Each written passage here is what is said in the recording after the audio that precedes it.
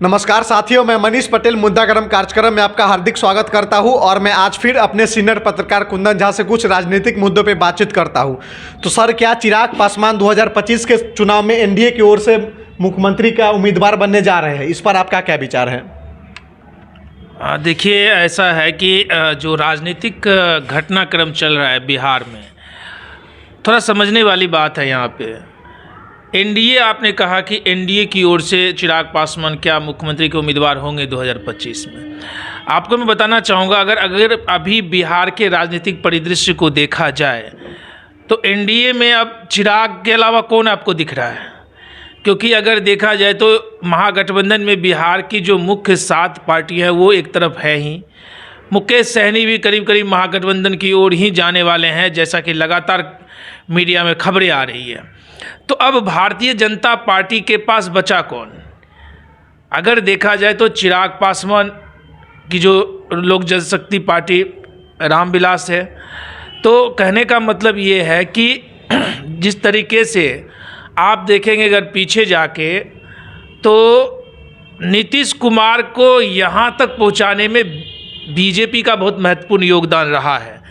क्योंकि हमेशा जब भी चुनाव हुआ तो एनडीए की ओर से मुख्यमंत्री प्रोजेक्ट नीतीश कुमार को ही की बीजेपी ने, और धीरे धीरे लगातार जो है सो मुख्यमंत्री बनते गए नीतीश कुमार। अब जो सीन है, ये 2000 ईस्वी का चुनाव अब नहीं होने जा रहा है 2025 में, क्योंकि काफ़ी कुछ बदल गया है। अगर देखा जाए तो इतनी टेक्नोलॉजी पहले नहीं हुआ करता था जितनी टेक्नोलॉजी आज के टाइम में।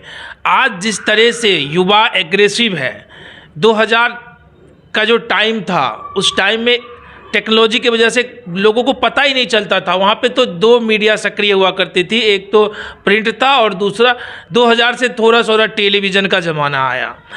तो कुछ बातें छपती थी, कुछ बातें नहीं छपती थी, लोगों तक पता भी नहीं चलता था। और यूथ तो वैसे भी, हम लोग उस ज़माने में समझ ही नहीं पाते थे कि राजनीति में हो क्या रहा है। लेकिन अगर आज के बच्चे को आप जाके पूछें तो उसको पता है कि आज के टाइम में कौन बेहतर लीडरशिप कर रहा है और कौन सा लीडर हमारा भविष्य सुधार सकता है। क्योंकि आज डिजिटल प्लेटफॉर्म इतनी सारे हो चुके हैं और हर व्यक्ति के पास कहीं ना कहीं एंड्रॉयड फ़ोन है, जिसकी वजह से उनको सारी इन्फॉर्मेशन उनको पता होती है कि हमारे राज्य में क्या चल रहा है, हमारा पॉलिटिकल लीडर क्या कर रहा है। तो मेरा जो मानना है, चिराग पासवान बेहतरीन वक्ता हैं, युवा है, जोशीले हैं, तेज़ तर्रार हैं। और भारतीय जनता पार्टी की आप बात करें तो भारतीय जनता पार्टी में आप कौन सा युवा नेता आज के टाइम में देख रहे हैं जो तेजस्वी यादव के सामने काउंटर कर सके? क्योंकि बात अब नीतीश कुमार की नहीं रह गई है। अगर बात 2025 की आप कर रहे हैं तो ऑलरेडी नीतीश कुमार ने कह दिया कि 2025 में तेजस्वी यादव ही लीड करेंगे। तो भाई, तेजस्वी यादव युवा हैं, वो भी अच्छा तेज तर्रार हैं और अच्छी पकड़ है। वोट प्रतिशत भी देखेंगे महागठबंधन की तो काफ़ी अच्छी खासी में वोट प्रतिशत भी बिहार में है। तो अगर भारतीय जनता पार्टी को सत्ता में आनी है, और सत्ता में वो तो चाहती है, हमें आप देखेंगे भारतीय जनता पार्टी जो है वो हर जगह सत्ता में आने के लिए अपनी पूरी संगठन की एनर्जी लगाती है चुनाव के अंदर। तो अब बिहार उनके लिए एक चुनौती बन चुका है। ऐसे में अगर देखा जाए तो चिराग पासवान को यदि आगे भारतीय जनता पार्टी करती है तो तेजस्वी के सामने एक ज़बरदस्त फाइटर के रूप में जो है सो चिराग पासवान जरूर उभर जाएंगे। इसमें कहीं से कोई दो राय नहीं है, क्योंकि इसका थोड़ा थोड़ा जो झलक है वो रिसेंटली चुनाव कुढ़नी में देखा गया। भाई, कहीं ना कहीं चिराग पासवान के जो सम्मेलन जब बिहार में होते हैं, अभी कई जगह वो जाते हैं, आप उनकी भीड़ों को देखिए, युवाओं में करंट पैदा कर रहे हैं, युवाओं में एक जोश पैदा कर रहे हैं। तो ये जो युवाओं का जोश है, उनकी जो उत्साह है, ये कहीं ना कहीं चिराग पासवान की पॉपुलैरिटी को और ज़्यादा बढ़ा रहा है। भारतीय जनता पार्टी के पास ऑप्शन भी तो ज़्यादा नहीं है ना, किनको साथ लें भाई? साथ बिना गठबंधन का अकेले तो आप कुछ कर नहीं सकते हैं, गठबंधन तो आपको करनी पड़ेगी। कुटनी में भी चिराग पासवान को उतारना पड़ा, मोकामा में भी चिराग पासवान को उतारना पड़ा, गोपालगंज में भी चिराग पासवान को उतारना पड़ा। तो कहीं न कहीं भारतीय जनता पार्टी को चिराग का साथ चाहिए ही चाहिए, क्योंकि चिराग एक ऐसे वोट बैंक को साधने में सफल रहे हैं जो उनका परंपरागत वोट बैंक है, जो उनके पिताजी ने विरासत में उनको दिया है। लेकिन उससे कई गुना आगे चिराग अब खुद अपने दम पे, अपनी काबिलियत पे, अपनी परफॉर्मेंस के आधार पे, अपनी उस एग्रेसिव काम करने की शैली की वजह से हर तबके के युवाओं का झुकाव अपनी ओर कर चुके हैं, जैसा अभी देखने को मिल रहा है। बिहार में आप देखेंगे कि एक लगता था कि तेजस्वी प्रसाद यादव को ही युवा पसंद करते हैं उन्हें भी, लेकिन चिराग पासवान के भी फॉलोअर डे बाय डे, युवा खास करके तेजी से बढ़ रहे हैं। एक बात और मैं बता दूं, बार बार कहता हूं, ये 2000 ईस्वी का चुनाव नहीं है, 2025 का चुनाव है, जहां निर्णायक वोटर कौन है? युवा निर्णायक वोटर है। और वो पहले वाली युवा नहीं है उस जमाने में जिसको पता ही नहीं होता था। हम लोग भी उस टाइम स्कूलों में पढ़ा करते थे, हमें भी नॉलेज नहीं था राजनीति में क्या हो रहा है। लेकिन आज छोटा सा बच्चा को एंड्रॉयड फ़ोन के ऊपर कई डिजिटल प्लेटफॉर्म है, कई डिजिटल चैनल्स है, जिनके माध्यम से पल पल की खबरें उन तक पहुंचते रहती है।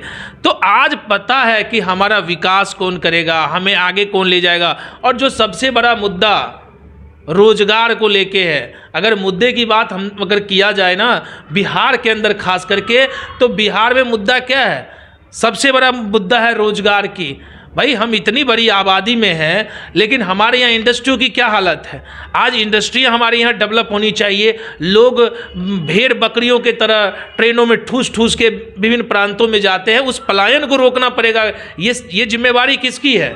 ये जिम्मेवारी यहाँ जो राजनेता हैं, जो पॉलिटिक्स बिहार के अंदर करते हैं, जिनके अंदर सरकार चलाने की कुवत है, रहनुमा है इस प्रांत के, उनको ये सोचना पड़ेगा कि हमें यहाँ इंडस्ट्री को डेवलप करना पड़ेगा। क्योंकि जब तक इंडस्ट्री डेवलप नहीं होगी, जब तक रोजगार कल कारखाने नहीं खुलेंगे, बिहारी क्या है? बिहारी तो पूरे हिंदुस्तान के कोने कोने में जाकर डेवलपमेंट किया है। आप किसी भी शहर को जाइए, हम दिल्ली को इतनी चमकती, उसमें योगदान किसका है? बिहार के लोगों का है। वहाँ की रोड सड़कें आप जाइए, वहाँ पे काम करने वाले कौन लोग मिलते हैं? वो बिहार के लोग बिहारी मिलते हैं। हर प्रांत के अंदर डेवलपमेंट करते हैं जाके। भाई जो अन्य राज्यों को चमका सकते हैं, वहाँ के सड़कों को चमका सकते हैं, वहाँ के फ्लाईओवर को बनवा सकते हैं, वो बिहार के जो बिहारी कर्मठ लोग हैं, वो क्या है? बिहार के अंदर नहीं कर सकते। लेकिन अपॉर्चुनिटी तो पैदा करना पड़ेगा, यहाँ पर रोजगार तो देना पड़ेगा। रोजगार यदि आपको मिलेगा तो ऑटोमेटिक है कि डेवलपमेंट की ओर जाएगी। तो 25 का चुनाव, अब मैं कह रहा हूँ ना, सिर्फ रोजगार के ऊपर ही लड़ा जाएगा। और युवा एग्रेसिव है कि हमारा बेहतरीन लीडरशिप कौन होगी। रोजगार की बात तेजस्वी कर रहे हैं। अभी परसों मैं देख रहा था मीडिया, अभी रात को वो जब गांधी मैदान में घूम रहे थे और मीडिया जब उनके सामने पत्रकार ने पूछा कि भाई कौन सा मुद्दा, उन्होंने कहा भाई रोजगार सबसे बड़ी समस्या है, लोगों को रोजगार चाहिए। तो तेजस्वी अब उस चीज़ को समझ रहे हैं। वो अपने पिताजी के दौर की राजनीति नहीं कर रहे, वो युवा के दौर की राजनीति कर रहे हैं, आज के दौर की राजनीति कर रहे हैं, जहां उनको पता है अगर मैं रोजगार की बात नहीं करूंगा, रोजगार के ऊपर काम नहीं करूंगा, तो आज टेक्नोलॉजी लोगों के हाथ में है और लोग अपना फॉलोअर उस नेता को मानेंगे जो उनकी बातों को करेगा। तो आज चिराग पासवान अपने आप में अपनी कार्यशैली से आप देखेंगे बहुत मेहनत करते हैं, लगातार बिहार में सक्रिय हैं। कहीं भी कोई घटना हो, चिराग पासवान फौरन वहां पहुंचते हैं, लोगों की सुध लेते हैं, लोगों के दुख सुख में रहते हैं, फॉलोअर बढ़ा रहे हैं। तो एग्रेसिव पॉलिटिक्स इसको बोलते हैं, जहां पे अच्छे पढ़े लिखे हैं, अच्छा बोलते हैं।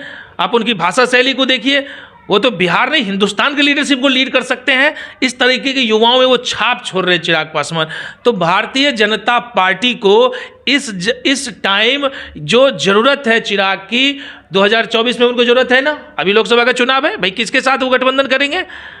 भाई आपके साथ तो जेडीयू थी, जेडीयू तो चला गया महागठबंधन में।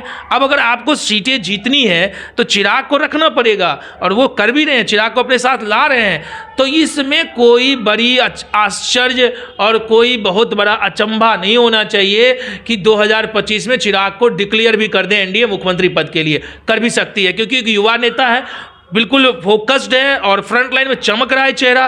तो 2025 में ऐसी सारी चीज़ें हो सकती है, इसमें कहीं से कोई आश्चर्य की करने की बात नहीं है। जिस तरीके का राजनीतिक, क्योंकि आप देखो ना, आप काउंटर कैसे करोगे भाई? आपके सामने अगर आप तेजस्वी का विकल्प खोजना चाहते हैं तो मुझे दिखा दीजिए कि भारतीय जनता पार्टी में तेजस्वी जैसा युवा चेहरा एक भी दिखा दीजिए जो आज पूरा बिहार उसको जानता हो।